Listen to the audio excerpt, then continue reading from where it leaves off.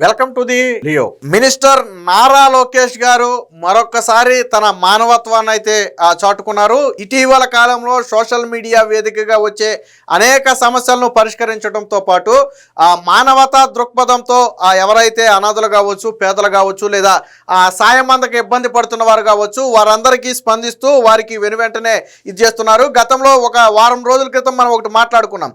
Jessie అనే ఒక బాలికకు seat రాకపోవడంతో పత్తి పనులకు వెళుతుందని తెలిసి వెంటనే స్పందించినటువంటి నారా లోకేష్ గారు సీట్ ఇప్పించడమే కాకుండా చదువుకోవాలి, నీకు అండగా నేనుంటానని హామీ ఇచ్చారు.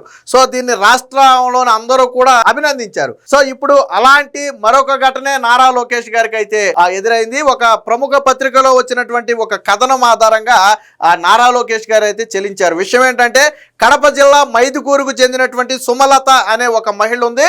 ఆ భర్త తనను వదిలేసి దూరంగా ఉంటున్నాడు, వేరే పెళ్లి చేసుకున్నాడేమో మనకైతే తెలీదు. భర్త అయితే వదిలేశాడు. సో తనకి 5 మంది పిల్లలందరూ కూడా 10 సంవత్సరాలు లేదా అంతకంటే చిన్న వయసు ఉన్నవాళ్ళు. ఏడాది 2 ఏళ్ల సంవత్సరం దగ్గర నుంచి దాదాపుగా 10 ఏళ్ల వయసు ఉన్నటువంటి 5 మంది పిల్లలు ఉన్నారు. సో ఈ 5 మంది పిల్లలను కూడా తానే చూసుకోవాలి. వాస్తవానికి తను చదివింది 10వ తరగతి, పాస్ ఆఫ్ అయ్యేలా కూడా మనకు తెలియదు. 10వ తరగతి వరకు మాత్రమే చదివింది.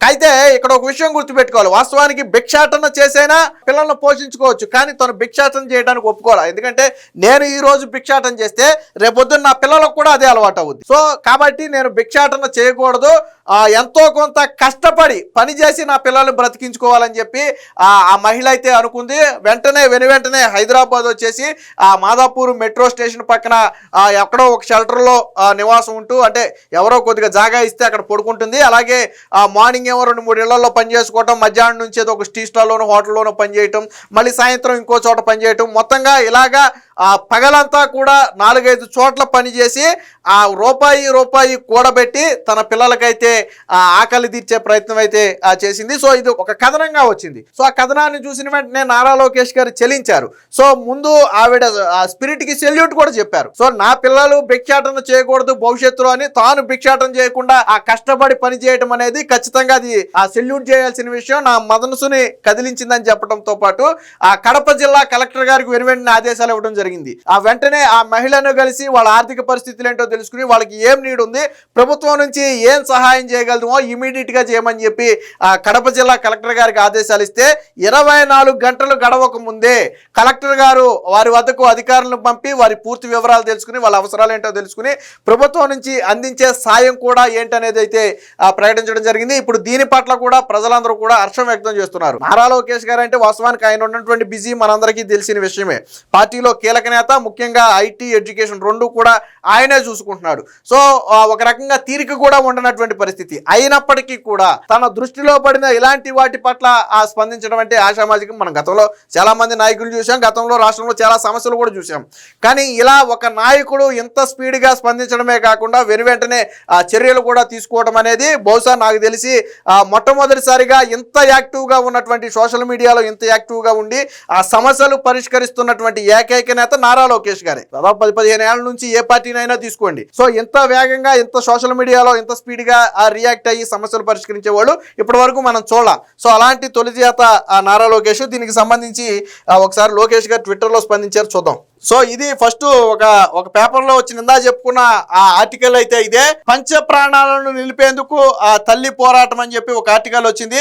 అమృతం తాగిన వాళ్ళు దేవతలు, దేవుళ్ళు, దాన్ని కన్నబిడ్డలకు పంచేవాళ్ళు అమ్మా నాన్నలు అన్నాడో కవి. నిజమే, కానీ ఇక్కడ నాన్న తన మానాన్న తాను వెళ్లిపోగా అమ్మ ఒక్కతే 5 పిల్లల ప్రాణాలు నిలిపేందుకు నిత్యం పోరాటం చేస్తుంది. హైదరాబాద్ మాదాపూర్ మెట్రో స్టేషన్ పక్కన బస్ స్టాప్ లో పిల్లలకు అన్నం తినిపిస్తున్న ఈ తల్లి పేరు సుమలత.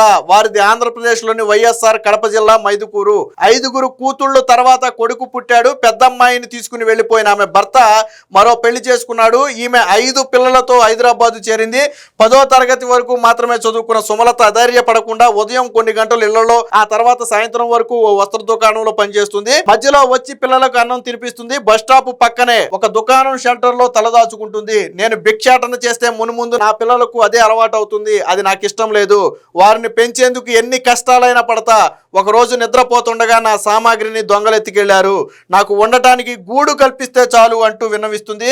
చిన్న కష్టం వస్తేనే తట్టుకోలేక చాలామంది తమ జీవితాలను నాశనం చేసుకుంటున్న ఈ రోజుల్లో సుమలతకున్న ధైర్యానికి మెచ్చుకోవాల్సిందని చెప్పి ఇది ఆర్టికల్ వస్తే దీని మీద నారా లోకేష్ గారు అయితే వెంటనే స్పందించడం జరిగింది. సో ఆవిడ స్పిరిట్కి సెల్యూట్ చెబుతూ, అంటే ఇందాక మనం ఒక మాట అనుకున్నాం, తాను భిక్షాటన చేస్తే అది తన పిల్లలకు కూడా అలవాటు అయ్యే అవకాశం ఉంది. సో తన పిల్లలు అలా అవ్వకూడదు, వారిని ఉన్నతవంతులుగా తీర్చిదిద్దాలి, విద్యావంతులుగా తీర్చిదిద్దాలి. దానికోసం నేను ఎంత కష్టమైనా పడతా. ఆవిడ అడిగేదేంటి, నాకు ఒక చిన్న షెల్టర్ కల్పించడం చాలు, ఎందుకంటే నాకు దొంగలను గతంలో నా సామాను మొత్తం కూడా ఎత్తుకెళ్ళిపోయారు, నాకు రక్షణ లేదు, కాబట్టి నాకు ఒక చిన్న షెల్టర్ కల్పించండి, నా కష్టం ఏదో నేను పడతాను తప్ప నాకు సాయం చేయండి, నా పిల్లలను ఆదుకోండి అని కూడా మహిళ అడగల. సో ఇది నారా లోకేష్ గారిని అయితే బలంగా కదిలించింది.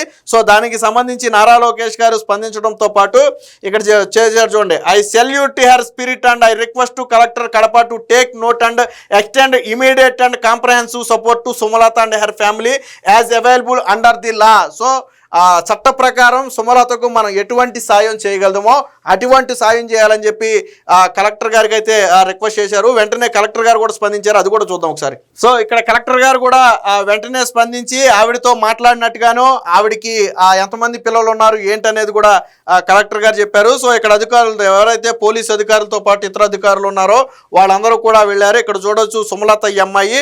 సో ఈ మొత్తం ఈ నలుగురు చేతిలో ఒకళ్ళు, మొత్తం 5 పిల్లలు, 10 ఏళ్ళు అంతకంటే లోపున్న పిల్లలే వీళ్ళందరూ కూడా. సో అధికారులు వెళ్ళి వెంటనే మాట్లాడటం, వారికి కావాల్సిన సాయం గురించి అడగటం, దాన్ని కలెక్టర్ గారు కూడా తెలిపారు. సో కలెక్టర్ గారు కూడా పాసిబుల్ ఉన్న ప్రతి హెల్ప్ను చేస్తామని చెప్పి చెప్పడం జరిగింది. కలెక్టర్ గారు కూడా వెంటనే రెస్పాండ్ అయ్యారు. దీనికి సంబంధించిన ఒక ఆర్టికల్ కూడా వచ్చింది, ఒకసారి చూద్దాం. ఆ తల్లి ఆత్మగౌరవానికి సలాం. ఈనాడు కథనానికి ఏపీ మంత్రి నారా లోకేష్ స్పందన, ఆయన ఆదేశాలతో బాధితులను కలిసిన అధికారులు అని చెప్పి ఇచ్చారు.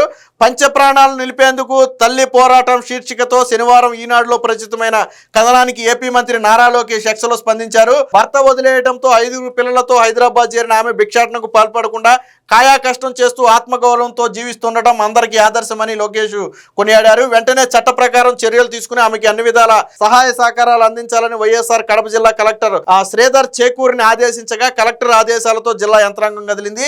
హైదరాబాద్ మాదాపూర్ మెట్రో స్టేషన్ పక్కన బస్ స్టాపులో పిల్లలతో ఉంటున్న సుమలత కడప జిల్లా మైదుకూరు పట్టణానికి విజయనగర కాలనీకి వచ్చినట్టుగా తెలుసుకుని అధికారులు ఆమెను కలిశారు. చిత్రహింసలు పెట్టి భర్త వదిలేయడంతో బతుకు తెరువు కోసం హైదరాబాద్ వెళ్ళినట్టుగా ఆమె వివరించారు.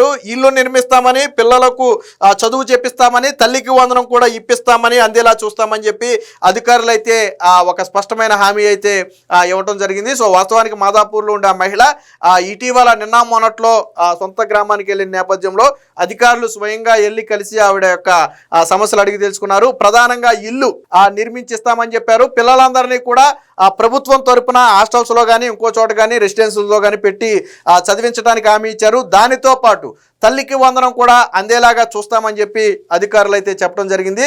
సో ఎప్పుడైతే కలెక్టర్ గారు రెస్పాండ్ అయ్యి ఆ ఫ్యామిలీని కలిసి వారి కష్టాలు తెలుసుకుని మేము హెల్ప్ చేస్తామని చెప్పారో దీంతో లోకేష్ గారి సహృదయానికి మరొకసారి రాష్ట్ర ప్రజలందరూ కూడా ధన్యవాదాలు తెలుపుతున్నారు. మొన్నే జెస్సీ అనే బాలెక్కిచ్చారు. ఈరోజు ఈ కథనం వాస్తవానికి ఆయన నిత్యం సోషల్ మీడియాలో, నేను మొదట్లోనే చెప్పా, సోషల్ మీడియాలో అంత యాక్టివ్గా ఉండి సమస్యలు పరిష్కరిస్తున్నటువంటి ఏకైక నేత నారా లోకేష్. ఇందులో నో డౌట్. ఈ విషయంలో ప్రతిపక్షాలు చివరికి వైఎస్ఆర్సీపీ అయినా ఒప్పుకోవాల్సిందే. రాజకీయంగా నారా లోకేష్ మీద విమర్శలు చేయగలరేమో కానీ చేసిన సాయాన్ని మాత్రం ఖచ్చితంగా మెచ్చుకోవాల్సిన పరిస్థితి. సో అంటే విమర్శకుల నోళ్లు కూడా మూయించే విధంగా, విమర్శకులు సైతం మెచ్చుకునే విధంగా ఈరోజు నారా లోకేష్ గారు పనిచేస్తున్నారు. గతంలో చంద్రబాబు గారు మన కలెక్టర్ మీటింగ్లో మాట చెప్పారు, అన్నిటికీ రూల్స్ అని మీరు బిరిగీసుకుంటే కుదరదు, కొంత హ్యూమానిటీతో వ్యవహరించాలి, మానవత్వంతో మనం కొన్ని పనులు చేసి పెట్టాలని చెప్పి చంద్రబాబు గారు ఒక మాట అన్నారు. సో ఎందుకన్నారు అనేది ఇప్పుడు అర్థమవుతుంది. సో ఇప్పుడు లోకేష్ గారు కూడా అదే పందాలో తన పనిలో తానుండి తనకు సంబంధం లేకపోయినా, తనకు అవసరం లేకపోయినా, ఇది నా పని నా బాధ్యత అని తన మనసును కదిలించిన ప్రతి అంశం పైన స్పందిస్తున్నారు. వారికి వీలైనంత సాయం చేస్తున్నారు. ఏదేమైనా మొత్తంగా నారా లోకేష్ ఆంధ్రప్రదేశ్ ప్రజల అభిమానాన్ని చురగొన్నారు అనడంలో ఎటువంటి సందేహం లేదు. Please subscribe to Leo news for more videos.